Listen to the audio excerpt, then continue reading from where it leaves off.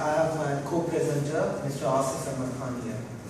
The topic we are discussing today is self-perception of non-Arab, non-native English-speaking teachers at a Saudi university. The outline of the presentation is, first we will talk about the study of the presentation, then methodology and limitations of our case study, then findings and discussions, results, implications and present study, the summary of the whole case study, then we have the recommendations for different people, for the teachers, for administration and for the policymakers in general. Then we will have a future scope of the study. Then we have question and answer session. The first one about the study. The native English speaking teachers, we call it NEST, is regarded as an ideal teacher of English in both ESL and EFL context. ESL, English as a second language, and EFL, English as a foreign language. Second language for the people who are not born as English, like in an English family. So they have learned English, they have studied, they have spent some time with them, and then they adopted the language, that is English as a second language. And for foreign language, English is the only language after their native language in their country. That is not the official language of the country, that is English as a foreign language. However, the majority of English teachers worldwide are non-native English speaking teachers. Non-native. But now we are going to discuss non-native, non-Arab in our Saudi context. Non-native English teachers are at serious disadvantages because of the native speaker fallacy. Native speaker fallacy, this is the term that was coined by Philipson in 1996 in the response of the conference in Uganda that was in 1964. In that conference, they gave the notion as the English teachers or the native teachers or the ideal English teachers. So in response, there were a lot of studies, but Philipson was the researcher who introduced this term, native speaker fallacy. The present study investigates the self-perceptions of non-Arab, non-native English-speaking teachers at the Saudi university. This is an unsearched area. Research needs to be done in this area. Our method. Questionnaire on self-perception of non-Arab, non-native English-speaking teachers was distributed among more than 100 teachers, but the response was 50 teachers. So we have collected the data from 50 teachers at the university. The questionnaire was sent through quicksurvey.com. That is a research tool, and then we analyzed the content of the whole study.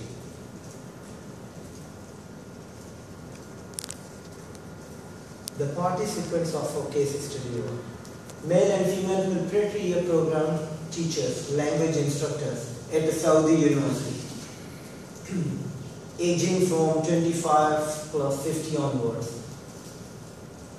all working at the same English language institute at that university, men and women campuses. That was also a limitation. We couldn't collect the data, more data from women campuses because we don't have any direct interaction. We could interact via Skype or email or maybe via another teacher. Now, my co-presenter is going to talk about the discussions and findings of our case study. Mr. Asif, please. Thank you, P.S. Good evening, gentlemen. Two poles apart, native English-speaking teachers and non-native English-speaking teachers. They are in opposite trenches against each other to find jobs in TESOL industry. Now, there is a tug of war between natives and non-natives. Unfortunately, non-native teachers are at a serious disadvantage because of the discrimination they are facing. What discrimination? The discrimination is that English language program administrators believe that a native teacher happens to be a better language teacher, which is called native speaker fallacy. Now, the two trenches I referred to are first center and the second one periphery. What do I mean by center? Center in non-native movement, center refers to those countries where English is spoken as a first language or as a second language. Similarly, periphery refers to those countries where English is spoken as a foreign language. Now, according to a study conducted by British Council, there are approximately 350 million speakers who speak English either as a first language or as a second language, whereas the majority of users are around 750 million speakers, those who use English as a foreign language. Now, the tug of war is between the people, the professionals who come from periphery and professionals who come from the center. Let me explain this a little further. Let's take a look at that. I just mentioned to you that non-native speakers are at a serious disadvantage. What is that disadvantage? That is native speaker fallacy. The belief that a native speaker is better than a non-native speaker. Now, in 2004, Mehboob et al. Wanted to conduct this study, and they wanted to find out when a number of EFL professionals, when they move to center for higher education and for professional degrees, and they also want to find better jobs there, what happens to them? What is their status in center after having earned professional degrees such as MA, TESOL and PhD in applied linguistics? What happens? What Mehboob found that although majority of students in TESOL programs are non-natives, and they travel from peripheries and they spend millions of dollars, but despite all that, the discrimination is that only 7.9% people find jobs in the US, and they also end up finding part-time jobs only. A similar study was conducted in the UK by Clark and Paran in 2007. Here, what they were interested in, they wanted to find out when ELP administrators are selecting teachers, what is the topmost criterion for that.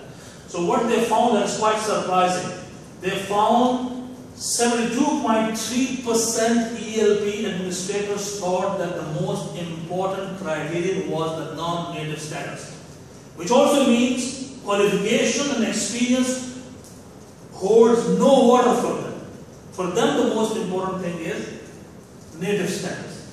Now, a little further we see, as I mentioned, that a number of periphery teachers, they go to center, they earn degrees, and eventually they are denied the job. So what Suresh has concluded, he says, center makes money on training periphery teachers and excludes them from the profession. You train a professional, you qualify a professional, and then you yourself disqualify for the same job. Now, on the other hand, these people from periphery countries such as Japan, Hong Kong, Singapore, Taiwan, Korea, and Middle East, and similarly from Pakistan, India, Bangladesh, Sri Lanka, these are the people who move from periphery to center to enhance their career. But what happens? They don't find jobs here because of discrimination. When they come back, once again here is a marked preference for native speakers. So those professionals who have chosen EFL, English as a foreign language teaching, as a career, lifelong career, they end up finding only those jobs which native speakers don't pick up. Now let's go a little further. Because of this situation, the majority of the teachers in the world, non-native teachers, around 80%, they are at a serious disadvantage, and when they join TESOL Incorporated, the largest body for English language teachers in the world, with 11,000 members and coming from 140 countries, there they express their concerns, and after certain efforts, as my co-researcher pointed out, after certain efforts, non-native movement started in 1996 in the TESOL convention which took place in Chicago. From 1996 up until 2006, certain repeated efforts were there on the part of non-native teachers, and eventually they managed to get this approved. What? Position statement against discrimination of non-native speakers of English in the field of TESOL in 2006. It was approved. It means the largest body of English language teachers in the world agreed that there should not be any discrimination against non-native teachers. But sadly speaking, the fact of the matter is, despite this statement, the discrimination is on everywhere. It prevails without any fail. Now, let's move on a little bit. Let me quickly highlight who was the first courageous person. Peter Mages was the first one in 1983 when he wrote this schizophrenic teacher.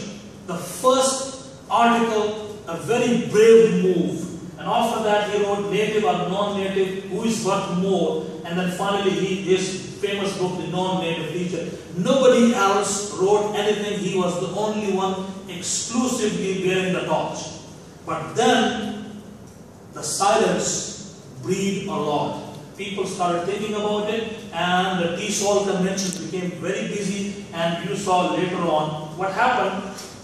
During his research, he developed 4 hypotheses. And what were those hypotheses? That native English-speaking teachers and non-native English-speaking teachers differ only in 4 different areas. What? Number 1, language proficiency, teaching practices. Most of the differences are attributed to discrepancy in language proficiency, and the last thing, both can be equally good teachers. This was his conclusion. In 10 years he conducted all those studies. What happened then? Again, Reeve took advantage. He took the lead, and Reeve and Mages in 1994, they conducted an international study. This was a very extensive study. 216 EFL and ESL teachers participated in this study, and from 19 different countries. What was the conclusion?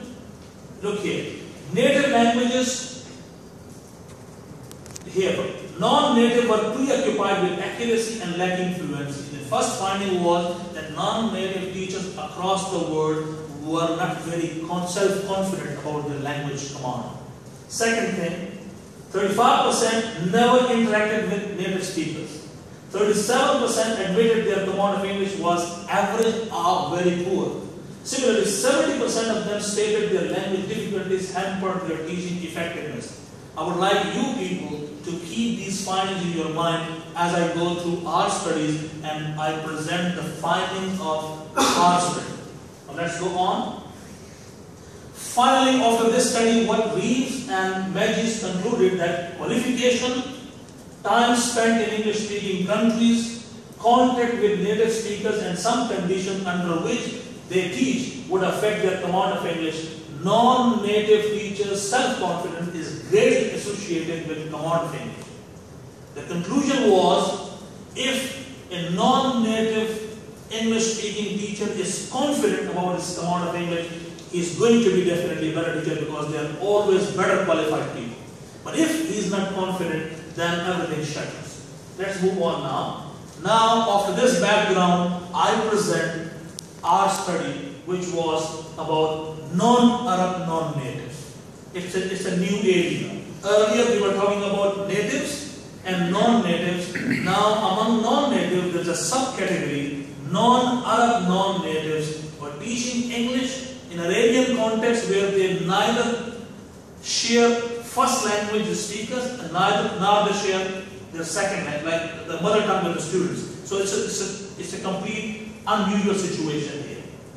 The first question was about their academic qualification, and surprisingly we found that 61% of them had master's degree and 30% had MA TESOL, and even 8% PhDs, which appears that non-Arab non-native teachers in Saudi Arabia appear to be highly qualified teachers.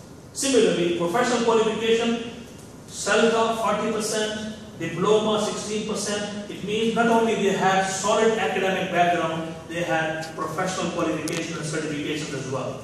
Strong footings.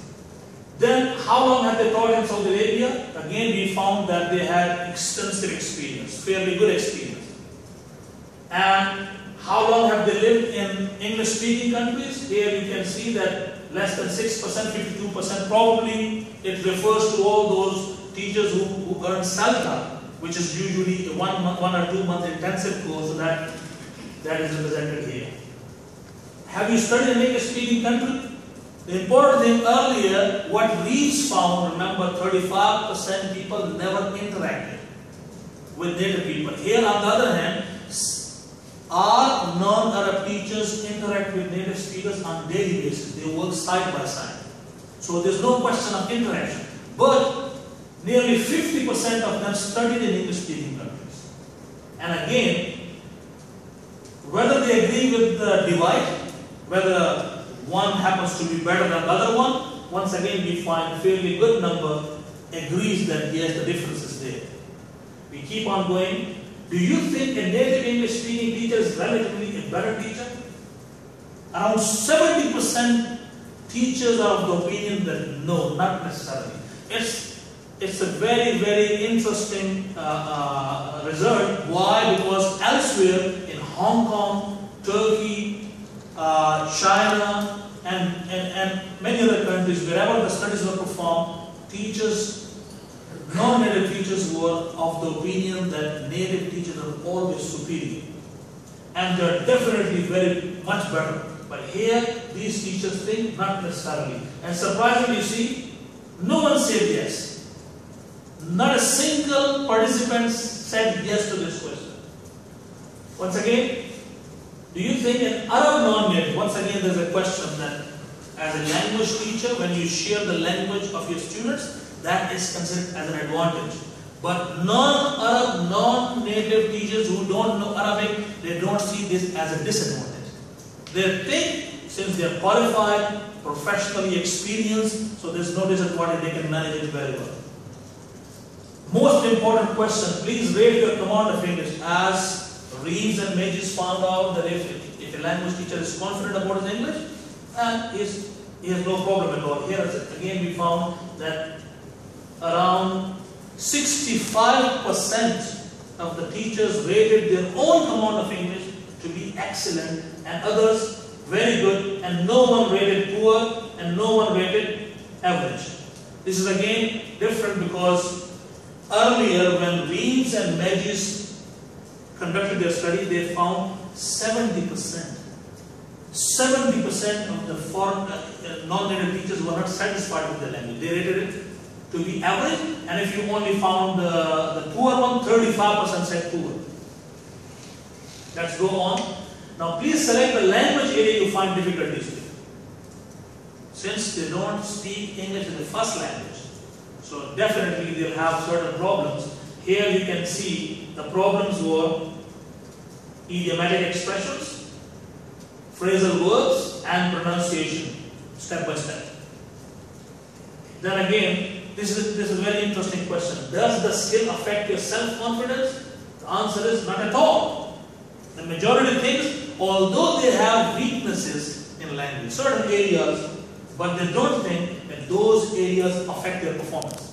They are quite confident. Similarly, when the question was on how do you find yourself as a teacher and a student of language you teach, see here, it doesn't affect my teaching at all. It's highly supportive. 73% people, 73% non-Arab teachers feel that being a student of English and a teacher at the same time is an advantage, it's not a disadvantage. Then, what do you focus on more while teaching grammar? It's another debate. Because non-natives are the only one who use GTM. A native teacher never uses grammar translation method. It's only the non-native one. And normally there is a kind of allegation against non-native that they focus on forms rather than meaning because they just try to translate certain pieces of grammar. But here we found that non-Arab, non-native teachers, majority of them, they are focusing 57% on meaning, which is fairly good. And the reason could be, it might stem from their high qualification in TESOL and their certification. So probably their practice is informed practice. And then, what language areas are your strengths? You can find, usually grammar is considered and it's the same thing. Grammar is the strongest area, and here also they rated grammar as their strength. Now, what language do you find more challenging? Here, you can see here writing. This is very surprising.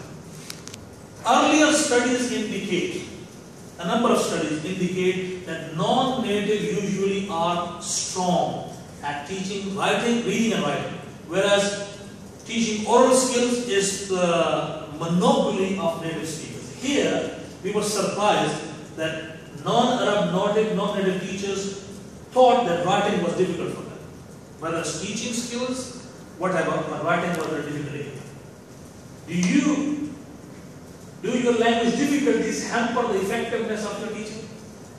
Again, Reeves and Magis concluded that majority of the teachers thought their weaknesses in language was directly telling upon their performance, and they admitted that their weaknesses were hampering their language practice in the class, effectiveness of the lessons. But here, these around 83% are very clear cut. They say not at all. They are very confident, and even if they find that they are weak at phrasal verbs, at idiomatic expressions, and at pronunciation, but these weaknesses could be of higher level when they interact with native speakers. But when it comes to classroom practice, delivery of a lesson, they don't think this is going to happen at all. Now, summary of the study. Non-Arab, non-native English-speaking teachers at Saudi universities, number one, are highly qualified and experienced. Even Reeves and Magis and Tang in Hong Kong concluded that most native teachers are not qualified. And one person remarked that for a native speaker, a pulse is enough to get a job. They don't need any qualification. But a non-native is always a career-oriented professional. So he's always highly qualified, and here, in Arabian context, with non-Arab, non-native teachers, we found they were highly qualified and experienced. Second thing, they hold a very positive self-image contrary to other non-native teachers elsewhere in the world. It's a very positive finding. And the last thing, appear to be reasonably confident about their command of English. They are very confident, and it appears that because of their high qualification, their frequent interaction with the native speakers side by side, and their stay in English-speaking countries has contributed to this confidence. And the last thing, continue their efforts to enhance their language proficiency to achieve their desired level. This is the summary. They will try. Now we have certain recommendations. Now, my co-researcher, P. Suhail, and myself, we recommend non-Arab, non-native English-speaking teachers. We recommend they focus on phrasal verbs, pronunciation, and idiomatic expressions. These are the three areas we have concluded that they should focus. Then, one recommendation for administrators, for ELP administrators, those who run this program, we recommend they revisit their hiring practices regarding non-Arab, non-native English-speaking teachers and make informed strategic decisions. They should not fall victim to native speaker fallacy. It is a fallacy. And last, we have one recommendation for researchers. We suggest researchers carry out more research on issues related to non-Arab, non-native English-speaking teachers teaching in an Arabian context. Future scope. This study was limited to the self-perceptions of non-Arab, non-native English-speaking teachers. What it couldn't cover and what can further be covered, that is, it will be interesting to research the Saudi EFL students and Saudi ELP administrators' perceptions towards non-Arab, non-native English-speaking teachers. It can also be extended to other Arab countries. A present study is only in Saudi Arabia, but in Middle East there are a number of countries where the EFL is being practiced, so this can be extended to other countries. I'll be glad to answer if you have any questions. Thank you very much. Thank you very much for coming. We don't have a question, but I have comments. Yeah, it is a big crack in the belief of the Arab world about non-native, non-Arab English language teachers, and a big crack for the native speakers as well. Yes, it is actually kind of the monopoly and the belief of capitalism. It is not only here in the Arab world, it is throughout the world. I stayed sometimes in the United States, even there, this particular belief exists. Yeah, it does. Yeah, that native speakers are better teachers than non-native English teachers.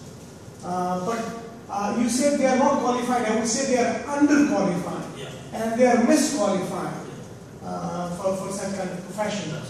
We can quote some examples over here even.